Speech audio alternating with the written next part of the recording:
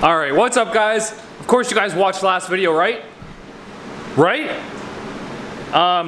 So we want to do a couple things with this. Obviously the last video we were going to do some pulls, but if you look under here, you can see how low our oil pan actually sits.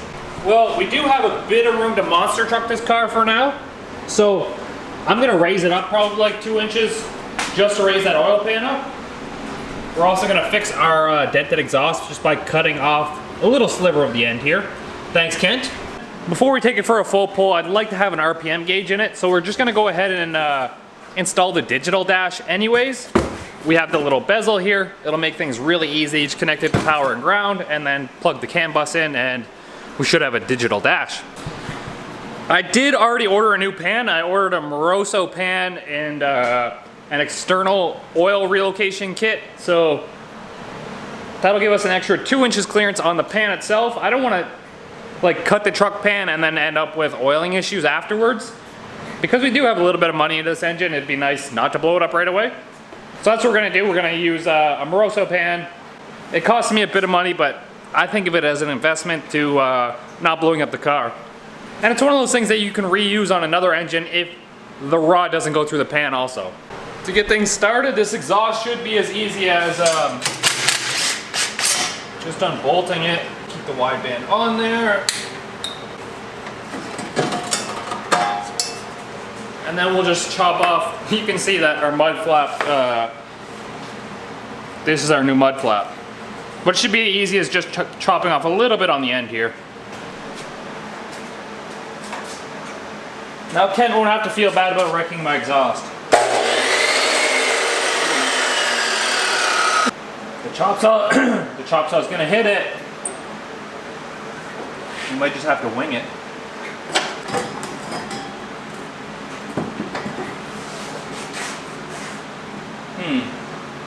Better idea.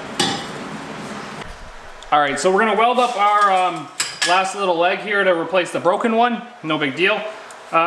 We are using this glass cup again. It's a number 10 glass cup, and it is a gas lens. But we were using it on aluminum last time. It won't work on aluminum, so we were using our number 8 on aluminum. And I've already done it on a test piece here. I tried to figure out which CFH worked best for me. It seems like 32 was the best. It might be too much, I might be blowing it away, but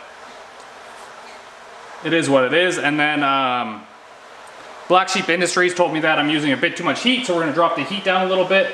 It's gonna be right around 50, 51 amps for a 60 wall exhaust.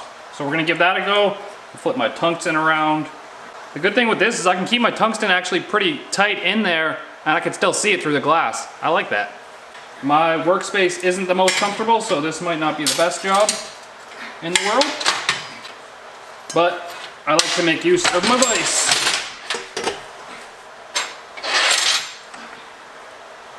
This is the preferred angle I like to weld at, so you might as well get comfortable with it.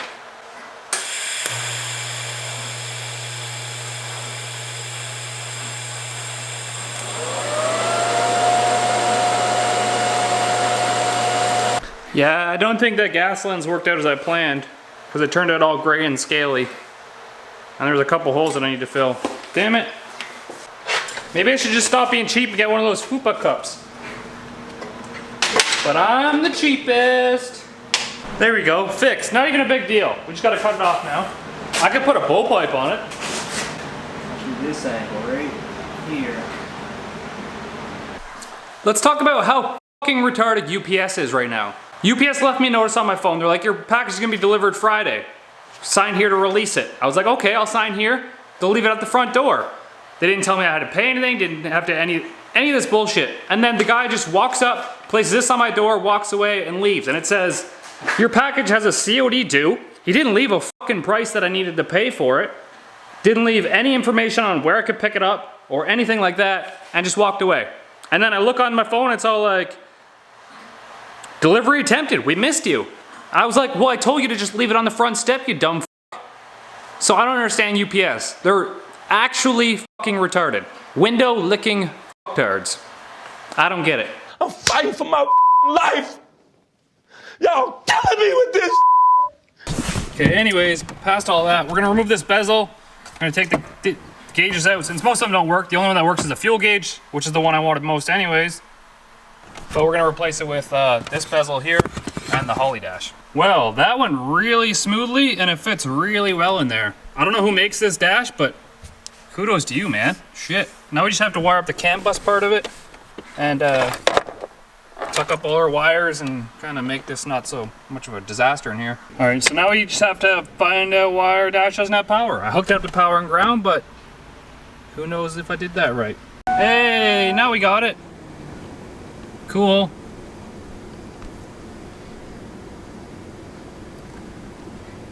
I'm gonna start the car up. That way we don't kill everything with the fan and the shit.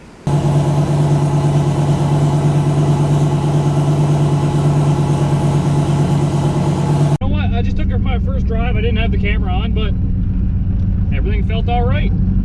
We got into boost, into hard boost actually, and my turning radius still sucks because I didn't get a wheel alignment yet. We got into like, I think it was 5 pounds of boost, 6 pounds of boost for like a good long pull, and we're letting the Holly do its thing by learning. We got the dash going so I can check my AFRs. They were like 12.0 pretty consistently by itself. So we're gonna take it for a little cruise. We're gonna do a quick little zippity zap first gear pull here.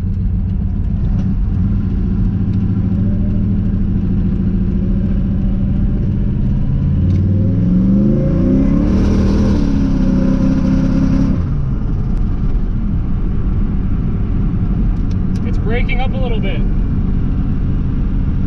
So I got to the registry and I got my registration, and now I lost my main power and I have no idea why. Sloppy mechanics for the win. Shit. Hope he was come to save the day. We have zero power to anything, and then I tried to power up something just using the battery, and there's no power from the battery at all either. So I have no idea what's going on. You gotta really slam it. There you go. You.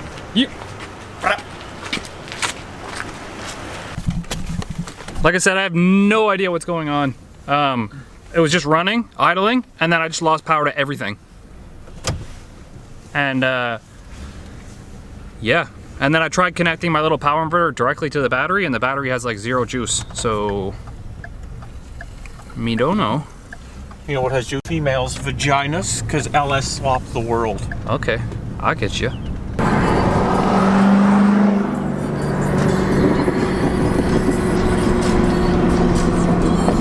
That custom arrow. This would be the rig to LS swap. Look how little it is, little beat up thing.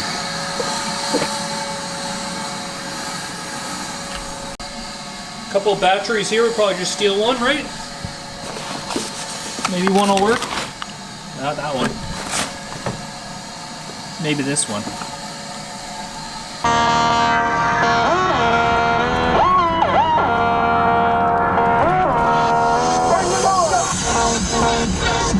Oh yeah. Finger blasting. I mean, we didn't get towed yet.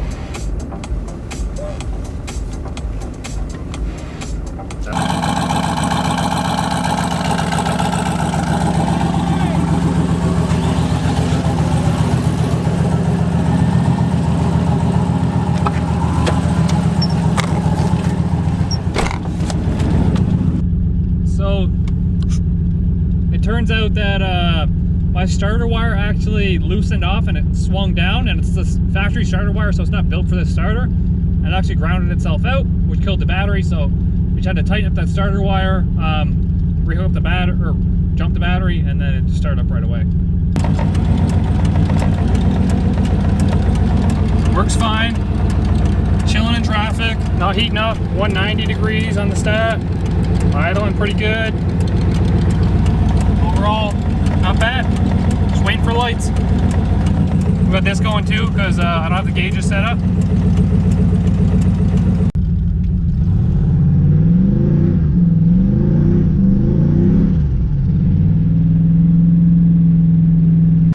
All right, so we're definitely breaking up in boost. Our timing is okay. It's really conservative right now. And our air fuels are good. They're like 12.0 at like 5 pounds of boost. So I'm gonna check the ignition system. It's probably gonna be spark plugs, spark plug gaps, something like that. Or it could be our mixed matched ignition wires or one of our coils or shit. One of all of those things. Just start replacing things until it fixes itself, right? Right? Jeez. I'm just glad we got it home and I didn't have to like tow it back or go get the trailer and tow it back. That would have been brutal. Okay, well I pulled the spark plug and it turns out that our spark plug gap was a 0.040, which is like twice as much as it needs to be for boost. So I'm gonna gap these and put them back in.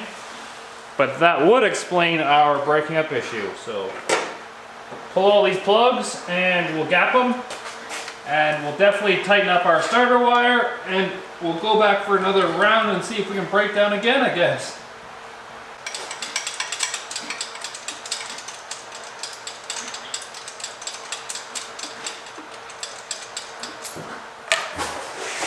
We got all our plugs out here. We're gonna give, I think, something around 24 thousandths a go.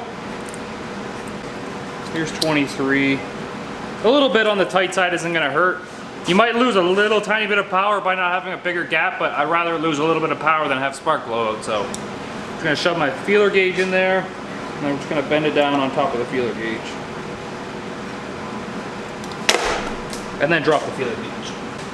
Well, we've got our plugs gapped. We also zip tied up our line that gave, or our power wire that gave us issues last time for the starter, and that's tight again.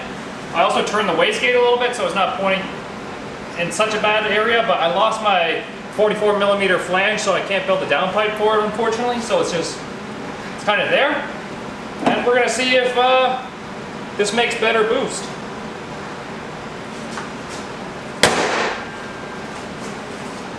That's my hood prop. So we're still using this wire to start the car.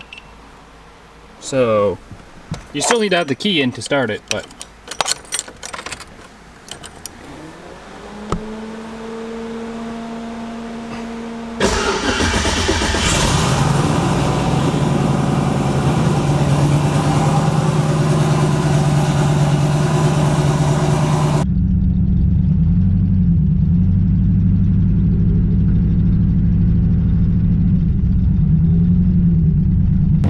I can't really tell if we have like an engine ticking noise or it's just my stupid loud exhaust.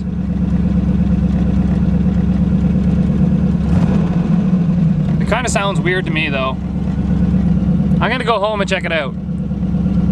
But it was boosting. It sounds pretty good. I'll put a clip up here now. I'm at a stoplight, so I shouldn't be filming though.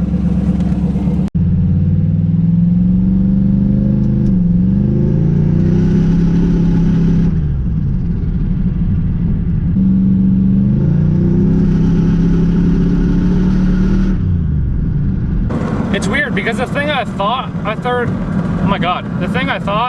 heard seemed to went away, like go away as oil heated up and I drove it a bit further.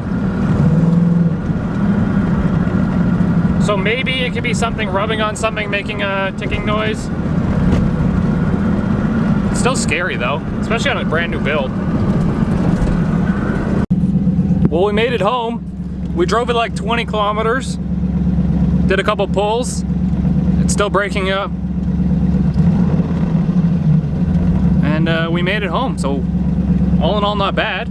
I'm gonna check over the log and see what we have now.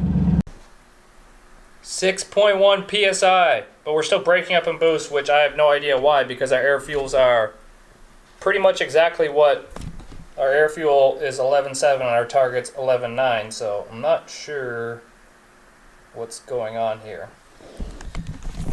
It's gotta be ignition related. I can also see what the current timing is, I guess. I'll add that to my log. We took the ship box to go get some pizza from Little Caesars. Some stuffed crazy bread, pizza. It's still breaking up. I did reduce the timing to see if that would help, so I think our next move is to probably replace our spark plug wires that we got off 3 different sets of spark plug wires. Yeah. It's like there's 4 of the same on one side, 3 of the same on the other, and then there's 1 extra one that I stole off something else. So that might be an issue. But it runs and drives fine. It's not that bad to cruise around in, actually. Might be cooler with a manual, though. I didn't even give you an outro. So I'm gonna cut the filter, the oil filter on this engine, see if there's anything going on, because I don't like the tick that's in the cold start up there. It's kind of weird. However, I did come back from one drive and I only had 7 spark plug wires and one of the ignition coils was grounding out on the coil cover. So that could be something too. I have no idea how that happened. But peace easy, get that V.